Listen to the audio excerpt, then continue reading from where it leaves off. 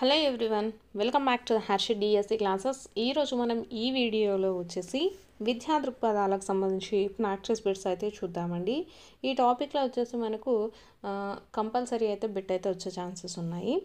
అలాగే మన ఛానల్లో వచ్చేసి అన్ని సబ్జెక్టులకు సంబంధించినటువంటి కంటెంట్ అలాగే ప్రాక్టీస్ బిట్స్ ఉన్నాయండి. అవి వచ్చేసి మన ఛానల్ నేమ్తో మీరు యూట్యూబ్లో ఓపెన్ చేసిన తర్వాత ఛానల్ ఓపెన్ పేజ్లో వచ్చేసి వీడియోస్ అని ఉంటాయండి. సో ఆ వీడియోస్ అనేవి క్లిక్ చేయడం వల్ల మీకు కంటెంట్ ప్రతి ఒక్కటి కూడా మీకు కనిపిస్తుందండి. చాలామంది వచ్చేసి ఆ క్లాస్ ఎక్కడున్నాయి, ఈ క్లాస్ ఎక్కడున్నాయి అనేసి అడుగుతున్నారు. మీరు ఛానల్ నేమ్ వచ్చేసి యూట్యూబ్లో సెర్చ్ చేయగానే ఛానల్ ఓపెన్ అవుతుంది. ఓపెన్ అయిన తర్వాత దాంట్లో వీడియోస్ అనే ట్యాబ్లో నేను చేసినటువంటి కంటెంట్కి సంబంధించినటువంటి బిట్స్ అలాగే ప్రాక్టీస్ బిట్స్ ప్రతి ఒక్కటి కూడా మీకు కనపడడం అయితే జరుగుతుంది. ఎవరైనా ప్రాక్టీస్ చేయాలనుకుంటే ఆ విధంగా మీరు ఒకసారి యూట్యూబ్లో అయితే సెర్చ్ చేయండి. సో ఈ వీడియోలో మనము విద్యా దృక్పథాలకు సంబంధించినటువంటి ప్రాక్టీస్ బిట్స్ చూద్దాము. ఫస్ట్ క్వశ్చన్ వచ్చేసి ఎన్ఈపి 2020కి చైర్మన్గా ఎవరు వ్యవహరించారు? ఎన్ఈపి 2020కి చైర్మన్గా ఎవరు వ్యవహరించారు? కరెక్ట్ ఆన్సర్ వచ్చేసి కే కస్తూరి రంగన్ అండి. కే కస్తూరి రంగన్. నెక్స్ట్ క్వశ్చన్, భారతదేశాన్ని నిలకడగా ఒక సమాన శక్తివంత జ్ఞాన వ్యవస్థగా మార్చేందుకు దోహదపడే భారతీయ మానవ విలువలపై ఆధారపడిన విద్యా వ్యవస్థ అనేది దేని దృక్పథం? సో కరెక్ట్ ఆన్సర్ వచ్చేసి ఎన్పిఈ 2020 అండి. భారతదేశాన్ని నిలకడగా ఒక సమాన శక్తివంత జ్ఞాన వ్యవస్థగా మార్చేందుకు దోహదపడే భారతీయ మానవ విలువలపైన ఆధారపడిన విద్యా వ్యవస్థ అనేది దేని దృక్పథం అంటే ఎన్పిఈ 2020. నెక్స్ట్ క్వశ్చన్, విద్యారంగ సవాళ్ళు భవిష్యత్తు దృక్పథం అనేది ఏ విధాన నినాదం? విద్యారంగ సవాళ్ళు భవిష్యత్తు దృక్పథం అనేది ఏ విధాన నినాదం అంటే ఎన్పిఈ 1986 అండి. NPE 1986. Next question,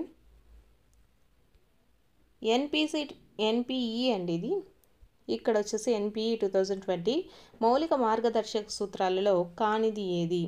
options, first వచ్చేసి సహకారము, సామూహిక పని వంటి జీవన నైపుణ్యాలు. ఆప్షన్ 2 బోధనలో బోధన శాస్త్రంతో యాంత్రికత. ఆప్షన్ 3 నేర్చుకునే స్థాయిని ఎప్పటికప్పుడు అంచనా వేయడం.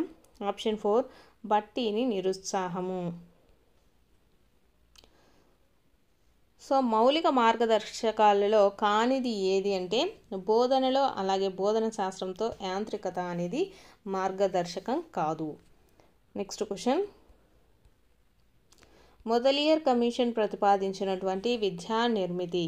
మొదలియర్ కమిషన్ అండి. మొదలియర్ కమిషన్ ప్రతిపాదించినటువంటి విద్యా నిర్మితి ఏది అంటే మనకు అప్పట్లో మనకి ఎలా ఉండేదండి, 5+3+4+3. 5+3+4+3.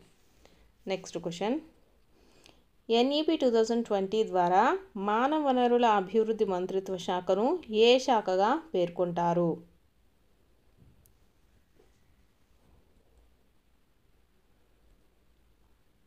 సో దీంట్లో మనకు ఎన్ఈపి 2020 ద్వారా అండి మానవ వనరుల అభివృద్ధి మంత్రిత్వ శాఖను ఏ శాఖగా పేర్కొంటున్నారు అంటే విద్యా మంత్రిత్వ శాఖ అండి. విద్యా మంత్రిత్వ శాఖ. నెక్స్ట్ క్వశ్చన్, ఎన్ఈపి 2020 విద్యా నిర్మితిని గుర్తించండి అనేసి ఇచ్చారు. ఇందాక మనకు మొదలియర్ కమిషన్లో చూసుకున్నట్లయితే 5+3+4+3 అనేది మనకు మొదలియర్ కమిషన్లో ఉండేటటువంటి విద్యా నిర్మితి. అలాగే ఎన్ఈపి 2020లో ఉండేటటువంటి విద్యా నిర్మితి ఏంటండి 5+3+3+4. నెక్స్ట్ క్వశ్చన్, ఎన్ఈపి 2020 ద్వారా ఏ తరగతిలో కంప్యూటర్ కోడింగ్ను అమలు పరచాలని సూచించారు? ఏ తరగతిలో అంటే 6వ తరగతి నుంచే అండి. ఎన్ఈపి 2020 ద్వారా ఏ తరగతిలో కంప్యూటర్ కోడింగ్ అండి కంప్యూటర్ కోడింగ్ను అమలు పరచాలని సూచించారు అంటే 6వ తరగతి నుంచి. నెక్స్ట్ క్వశ్చన్ వచ్చేసి ఎన్ఈపిని విస్తరించండి. ఇక్కడ వచ్చేసి మనకు ఎన్ఈపి అంటే ఏంటండి, నేషనల్ ఎడ్యుకేషన్ పాలసీ. ఎన్ఈపికి ఫుల్ ఫామ్ వచ్చేసి national education policy. Next question, NEP 2020ని అనుసరించి విద్యా నిర్మితిలో 5ను ఏ దశగా పేర్కొంటారు? మనకు 5 సంవత్సరాలను వచ్చేసి ఏ దశగా పేర్కొంటారు అనేసి ఇచ్చారు. ఇక్కడ చూసినట్లయితే ఫస్ట్ది సిద్ధపాటు, మధ్య, మాధ్యమిక, అలాగే పునాది పూర్వక దశ అనేసి ఇచ్చారండి. కరెక్ట్ ఆన్సర్ వచ్చేసి మనకు పునాది పూర్వక అండి. ఎన్ఈపి 2020ని అనుసరించి మనకు విద్యా నిర్మితిలో ఉండేటటువంటి 5ను ఏ దశగా పేర్కొంటారు అంటే పునాది పూర్వక దశ. నెక్స్ట్ క్వశ్చన్ ఎన్ఈపి 2020 ద్వారా ఏ కోర్సును రద్దు చేశారు?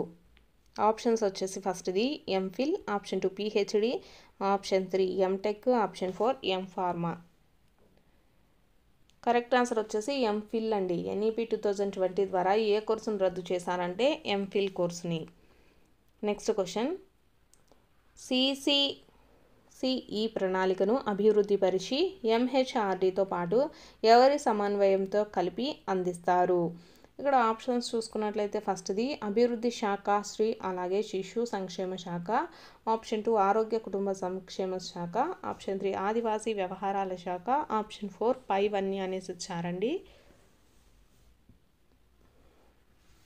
కరెక్ట్ ఆన్సర్ వచ్చేసి ఆప్షన్ 4 పైవన్నీ అండి. ఇక్కడ సిసిసిఈ ప్రణాళికను అభివృద్ధిపరిచి ఎంహెచ్ఆర్డితో పాటు ఎవరి సమన్వయంతో కలిపి అందిస్తారు అంటే ఇక్కడ ఉండేటటువంటి అభివృద్ధి శాఖకు సంబంధించి శిశు సంక్షేమ శాఖ, అలాగే ఆరోగ్య కుటుంబ సంక్షేమ శాఖ, ఆదివాసీ వ్యవహారాల శాఖ ఇవన్నీ కూడా మనకు అందించడం జరుగుతుంది. నెక్స్ట్ క్వశ్చన్ త్వరలో అమలు కానున్న ప్రధానమంత్రి పోషక్ ఏ తరగతి పిల్లల నుంచి వర్తింపజేయాలనే ప్రతిపాదన ఉంది? ప్రధానమంత్రి పోషక్ అండి. ప్రధానమంత్రి పోషక్ అనేటటువంటి పథకాన్ని ఏ తరగతి పిల్లల నుంచి వర్తింపజేయాలనేటటువంటి ప్రతిపాదన ఉంది అంటే మనకు వచ్చేసి పునాది పూర్వక దశ అండి. పునాది పూర్వక దశ నుంచి.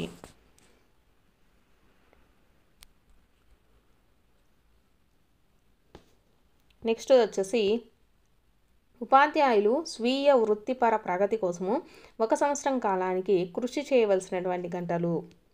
ఉపాధ్యాయులు స్వీయ వృత్తిపర ప్రగతి అండి. వృత్తిపర ప్రగతి కోసము 1 సంవత్సర కాలానికి కృషి చేయవలసినటువంటి గంటలు. సో మొత్తం వచ్చేసి ఎన్ని గంటలు కృషి చేయాల్సి ఉంటుందంటే 50 గంటలండి. 50 గంటలు. నెక్స్ట్ క్వశ్చన్ 2050 నాటికి అందించేటటువంటి బీఈడి కోర్స్ వచ్చేసి మనకు ఏ విధంగా పొందవచ్చు? 2050 నాటికండి బీఈడి కోర్సు మనము ఏ విధంగా పొందవచ్చు అనేసి ఇచ్చారు. సో ఇక్కడ ఆప్షన్స్ చూసుకున్నట్లయితే ఫస్ట్ది 4 సంవత్సరాల సమీకృత బీఈడి, ఆప్షన్ 2 వచ్చేసి డిగ్రీ పూర్తి చేసిన వారికి 2 సంవత్సరాల బీఈడి, ఆప్షన్ 3 మాస్టర్ డిగ్రీ పూర్తి చేసిన వారికి సంవత్సరం బీఈడి. సో మనకు 2050 నాటికి బీఈడి కోర్సులు ఎలా వస్తున్నాయంటే పైవన్నిటి విధంగా వస్తున్నాయండి. 4 సంవత్సరాలు బీఈడి చేయొచ్చు, లేదంటే డిగ్రీ పూర్తి చేసిన వారు వచ్చేసి 2వ సంవత్సరం బీఈడిలో చేరాల్సి ఉంటుంది. అలాగే మాస్టర్ డిగ్రీ ఎవరైతే పూర్తి చేస్తుంటారో వాళ్ళు 1 సంవత్సరం బీఎడ్ చేసేసి బీఈడి కోర్సును కూడా కంప్లీట్ చేసుకోవచ్చు. So option 4 is the right answer. Next question NPE 2005 ప్రకారము ప్రత్యేక ఉపాధ్యాయుల శిక్షణకు సంబంధించి ఎన్సిటిఈ ఏ సంస్థతో సమన్వయం కొనసాగించాలి? సో ఏ సంస్థతో ఇది సమన్వయం సాగిస్తుంది అంటే ఆర్సిఐ అండి. ఆర్సిఐ. నెక్స్ట్ క్వశ్చన్ ఉపాధ్యాయుడు రసాయన శాస్త్ర ప్రశ్నాపత్ర రూపకల్పనలో రసాయన సమీకరణాన్ని రూపొందించవలనన్న ఎంఎస్ వర్డ్లో మెనూలోని అంశం ఏది అనేసి ఇచ్చారండి. సో అతను ఏంటి ఇక్కడ ఉపాధ్యాయుడు రసాయన శాస్త్ర ప్రశ్నాపత్ర రూపకల్పనలో అంటే ప్రశ్నాపత్రం తయారు చేసేటప్పుడు రసాయన సమీకరణాన్ని రూపొందించాలనుకుంటున్నాడు. అయితే ఎంఎస్ వర్డ్లోని మెనూలో ఉండేటటువంటి ఏ అంశాన్ని ఎన్నుకోవాలి అంటే వాళ్ళు వచ్చేసి మనకు ఇన్సర్ట్ అంటే మనకు ప్లస్లు మధ్యలో ఈక్వేషన్స్ ఉంటాయి కదా, ఇలా ఈక్వేషన్స్ ఇవన్నీ మనకు కావాలంటే ఇన్సర్ట్ అనేటటువంటి మెనూలో అంశం సెలెక్ట్ చేసుకోవాలి. నెక్స్ట్ క్వశ్చన్ ఎన్ఈపి 2020కి సంబంధించి నాణ్యమైన విద్యను సాధించడానికి అనుసరించిన విధానాలలో సరి అయినది ఏది అనేసి ఇచ్చారు. ఆప్షన్స్ చూసుకున్నట్లయితే కళా వృత్తి నైపుణ్యాల సాధన, స్థానిక అనుభవజ్ఞులను మాస్టర్ ఇన్స్ట్రక్టర్లుగా నియమించుకోవడము. ఆప్షన్ 2 వచ్చేసినట్లయితే ఈసీసీ విద్యార్థులను ప్రాథమిక పాఠశాలను విహారయాత్రగా సందర్శించడం ద్వారా వారిని సంసిద్ధులు చేయటము. ఆప్షన్ 3 ఉపాధ్యాయులు పదోన్నతిని పొందడంలో కేవలం సీనియారిటీకి మాత్రమే ప్రాధాన్యం ఇవ్వడం సరికాదు. ఆప్షన్ 4 పైవన్నీ సరైనవి అనేసి ఇచ్చారండి. సో నాణ్యమైన విద్యను అనుసరించడానికి ఎన్ఈపి 2020 విధానాలలో సరి అయినది ఏది అంటే ఇవన్నీ కూడా సరైనవే అండి. ఆప్షన్ 4 ఇచ్చినటువంటి ఆప్షన్స్ కూడా కరెక్టే అనమాట. నెక్స్ట్ క్వశ్చన్, ఉపాధ్యాయుల నియామక ప్రక్రియలో అనుసరించే విధానంలో సరి అయిన అంశాన్ని గుర్తించండి అనేసి ఇచ్చారు. ఉపాధ్యాయ నియామక ప్రక్రియలో అనుసరించే విధానంలో సరి అయిన అంశాన్ని గుర్తించండి అనేసి ఇచ్చారు. ఫస్ట్ది సంబంధిత రంగంలో తగిన అర్హతలు అవసరం లేదు అనేసి ఇచ్చారు. ఆప్షన్ 2 పీఈటీలో అర్హత అవసరం లేదు. ఆప్షన్ 3 స్థానిక భాషలో బోధించగలిగే వారికి ప్రాధాన్యం లేదు. ఆప్షన్ 4 నియామక సందర్భంలో డెమో కూడా పరిగణిస్తారు. సరి అయిన అంశం అండి. ఉపాధ్యాయ నియామక ప్రక్రియలో అనుసరించేటటువంటి విధానంలో సరి అయిన అంశం వచ్చేసి ఆప్షన్ 4 అండి.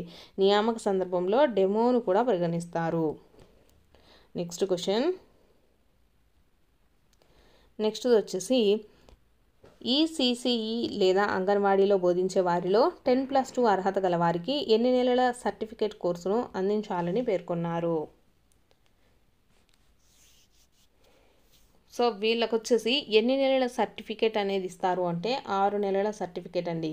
ఈసీసీఈలో లేదా అంగన్వాడీలో బోధించే వారిలో వచ్చేసి 10+2 అర్హత కలిగిన వారికి వచ్చేసి ఎన్ని నెలల సర్టిఫికేట్ కోర్సును అందించాలని పేర్కొన్నారు అంటే 6 నెలల సర్టిఫికేట్ కోర్సు. నెక్స్ట్ క్వశ్చన్, మొదటి జాతీయ విద్యా విధానము ఎన్పిసి ఏ నివేదిక సిఫారసుల ఆధారంగా తీసుకొచ్చారు. సో ఫస్ట్ మొదటి జాతీయ విద్యా విధానం అండి. కరెక్ట్ ఆన్సర్ వచ్చేసి డిఎస్ కొఠారి అండి. ఫస్ట్ మనకు మొదటి జాతీయ విద్యా విధానంలో మనకు ఏ రంగాల ద్వారా అలాగే ఏ నివేదికల ద్వారా సిఫారసులను తీసుకొచ్చారు అంటే డిఎస్ కొఠారి. నెక్స్ట్ క్వశ్చన్, ఉన్నత విద్యలో స్థూల నమోదు నిష్పత్తిని ఏ సంవత్సరానికి 50% పెంచాలని ఎన్ఈపి 2020 లక్ష్యంగా పెట్టుకుంది. ఉన్నత విద్యలో అండి స్థూల నమోదు నిష్పత్తిని ఏ సంవత్సరానికి 50% పెంచాలని లక్ష్యంగా పెట్టుకుంది. 2035 సంవత్సరం అండి. 2035 సంవత్సరం. నెక్స్ట్ క్వశ్చన్, ఎన్ఈపి 2020 ప్రకారము కనీసము ఏ గ్రేడ్ వరకు మాతృభాష లేదా ప్రాంతీయ భాషలో విద్యా బోధన జరగాలి. సో ఏ సంవత్సరం వరకు మనకు ప్రాంతీయ భాషలో బోధన అనేది జరగాలి అంటే కనీసం 5వ తరగతి వరకైనా విద్యా బోధన అనేది ప్రాంతీయ భాషలో ఉండాలండి. Next question,